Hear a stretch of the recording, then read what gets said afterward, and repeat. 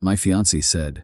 "There's nothing wrong," I replied, then explained the deleted chat. Then I packed her bag, paid for her taxi to her mom's, and blocked her number before she was even at the end of the street. I just smiled because she has no idea I saw exactly what she was doing before she turned off the camera. Original post: I am 30 years old. My fiancée, Qley, is 29. We have been together for 4 years and we're supposed to get married next spring. I always thought of myself as a practical person. I avoid drama. Qley and I built our relationship on communication. We have been through a lot together, including her struggles with an anxiety disorder, and we always faced things as a team. Until about 2 months ago. Don't miss the twist. Subscribe and help us reach 1,000 subscribers. The change was gradual at first. It started with her job. She works in a high-stress field, and she began using it as a reason to pull away. She would come home from work and retreat into her own world, usually by playing video games on her laptop. She said she needed to decompress. I understood that, so I gave her space.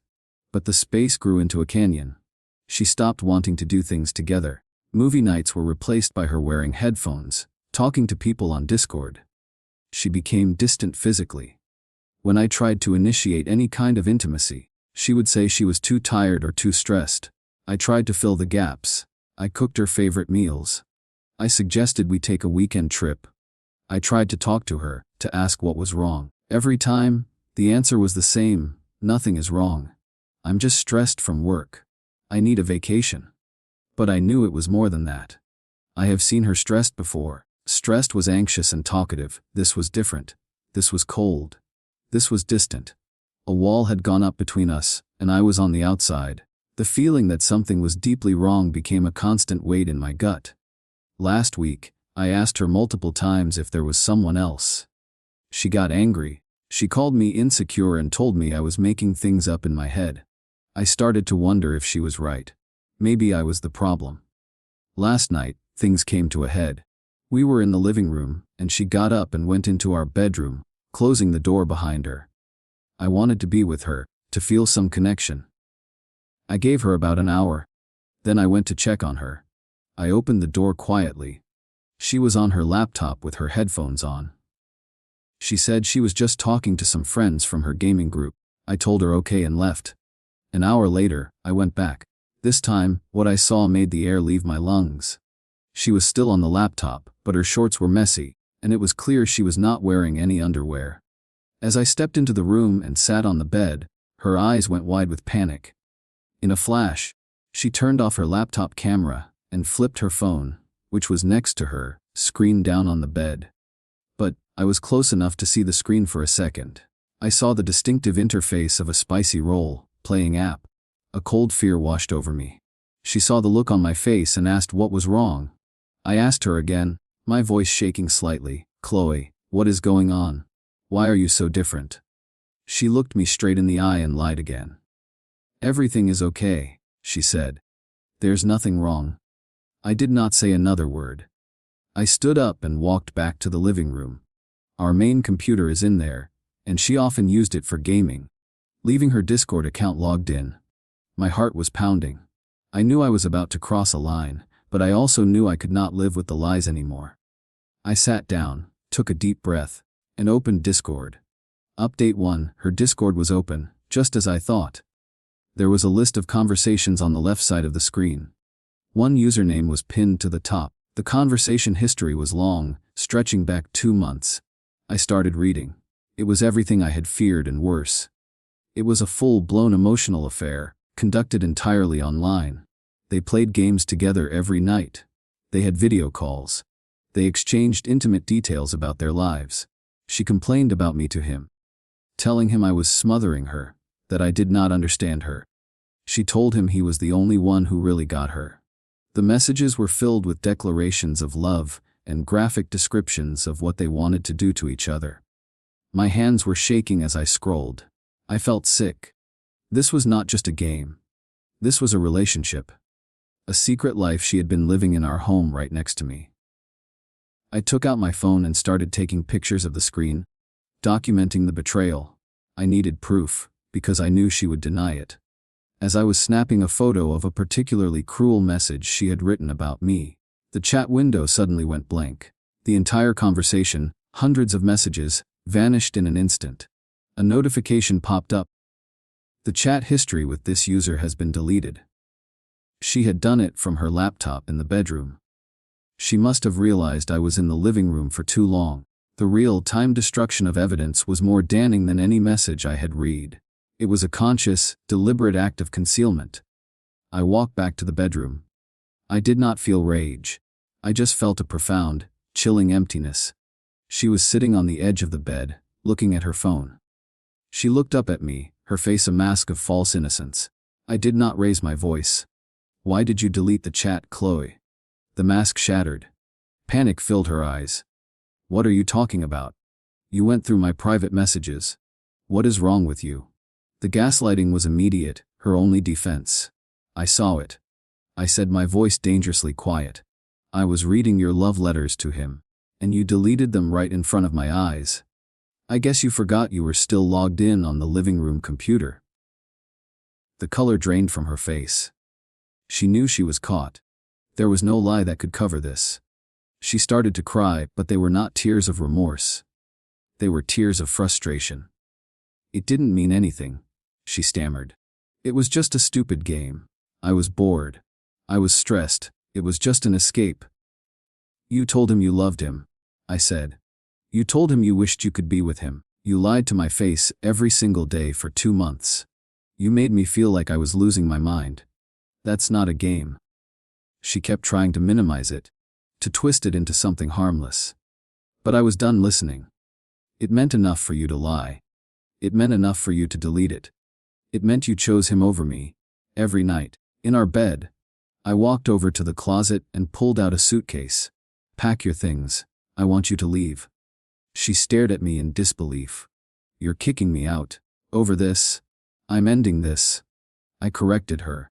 I took the engagement ring off her dresser and put it in my pocket. "We are over." I walked out of the room, took out my phone, and called a taxi. I paid for it to take her to her mother's house. I did not want to hear another word. Update 2. The morning after I kicked her out was surreal. The apartment was silent. The indentation of her head was still on the pillow next to mine. I felt like a ghost in my own life. But the shock quickly gave way to a cold, clear purpose. She had built a fantasy world to escape our reality. Now, I had to dismantle the reality we had built together. The first call I made was to the wedding venue. We lost the deposit, but I was able to cancel the contract without further penalty. I did the same with the caterer, the photographer, and the florist.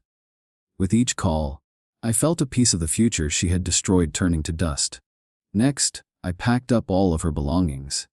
Every piece of clothing, every book, every knick-knack. I bought 24 cardboard boxes and filled them methodically.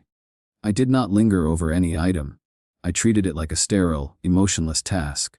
I stacked the boxes neatly in our spare bedroom and took a picture of them. I sent the picture to her with a simple text. "Your things are packed. Let me know when you want to arrange a pickup." Then, the smear campaign began. I started getting texts from mutual friends. Qley had told them a completely different story. In her version, I had become possessive and controlling. She said my paranoia had driven me to hack into her accounts, and I had kicked her out of our home in a jealous rage over a friendship with a gaming buddy. She painted herself as the victim of my instability. My first instinct was to defend myself, to send out a mass text detailing her betrayal. But I did not. I chose a different path. To the 3 friends who mattered most, our closest couple friends and my best man, I forwarded a single screenshot. It was one of the last pictures I had taken before she deleted the chat. It was a message from her to her online lover. It read, "I can't wait until he falls asleep so I can call you. Hearing your voice is the only good part of my day." I did not add any explanation. I just sent the image. The truth did the work for me. The narrative changed almost overnight. The accusatory text stopped, replaced by messages of support for me. My last task was the most difficult. Her affair partner.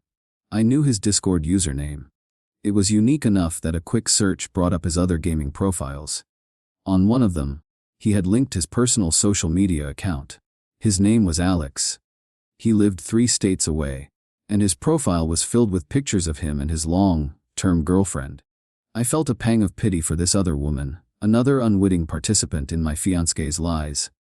She deserved to know. I created an anonymous social media account. I sent her a message request. The message was simple. I think you should see what your boyfriend does online. I attached the same screenshot I had sent to my friends. The fallout was nuclear. 2 days later, his girlfriend posted a long message on her own page tagging him. She exposed the entire affair, including screenshots of my message to her. She aired everything. Qley's online world, her safe escape, became a public spectacle. Alex was branded a cheater throughout their shared online community. He deleted all his accounts within hours. Qley's fantasy world had been burned to the ground. She had nowhere left to hide. Update 3, a month passed. The silence from Qley was absolute. Our friends told me she was a wreck. Her affair partner had blocked her on every platform.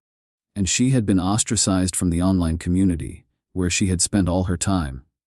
She was living with her mother, unemployed, having quit her job because the stress was too much to handle. Then, one Tuesday afternoon, I got a text from a number I did not recognize. It was her. She had gotten a new phone. The message was an essay of self-pity and blame. She wrote that she had made a terrible mistake, that she was lost and lonely, and that her online relationship was a symptom of her anxiety, not a real betrayal. She said she had started therapy and was working on herself. She ended the message by asking if I would be willing to meet her, just to talk. A part of me wanted to just delete the message and block the number. But I needed closure. I needed to see her and confirm for myself that the woman I had loved was truly gone. I agreed to meet, but on my terms. We would meet at a coffee shop, a neutral location. I told her she could pick up the last of her boxes, which were still in my car. When I saw her, I was shocked. She looked pale and thin. The vibrant, confident woman I had proposed to was gone. She looked brittle, like a strong wind could knock her over. We sat at a small table, the silence between us heavy and awkward. She started by apologizing. It was a weak, meandering apology filled with excuses. She blamed her job, her anxiety, the state of the world. She never once took full, unconditional responsibility for her choice to lie to me. Then came the plea.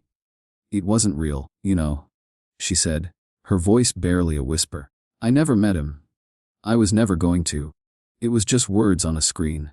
Does that really have to mean the end of 4 years? The end of us? I looked at her, and for the first time, I did not feel hurt or angry. I just felt nothing. The emotional connection was gone. I was looking at a stranger who was trying to manipulate me one last time.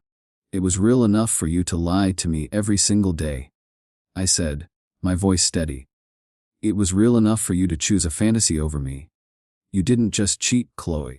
You made me believe I was crazy. You stood in our bedroom and told me nothing was wrong, moments after you were getting off with another man. The cheating I could possibly forgive. The gaslighting, the absolute disregard for my sanity, I can't. Tears welled in her eyes. So that's it. You're just throwing us away. There is no us to throw away, I replied. You burned it down when you deleted that chat history. You were just trying to hide the ashes. I stood up and placed my car keys on the table. The boxes are in my car.